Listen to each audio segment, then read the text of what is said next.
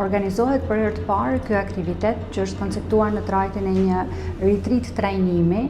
Do me thënë, qëllimi është pikërisht mbledhja e gjithë skuadrës së Universitetit të Shkodrës, drejtuesve të kësaj skuadre, për të realizuar një trajnim në lidhje me leadershipin, ndryshimin, komunikimin edhe vlerat. Trajnimet të tilla janë shumë të rëndësishme, nuk është një traditë e zhvilluar përgjithsisht në institucionet publike, është më tepër e zhvilluar në institucionet private, por janë jashtëzakonisht të rëndësishme. Krijojnë kohezionin në mes anëtarëve të skuadrës, perceptohet më mirë qëllimi i përbashkët, ekziston mundësia e reflektimit, ekziston mundësia e diskutimeve, e ndarjes së shqetësimeve, ndarjes së vlerave dhe e punës për një qëllim të përbashkët.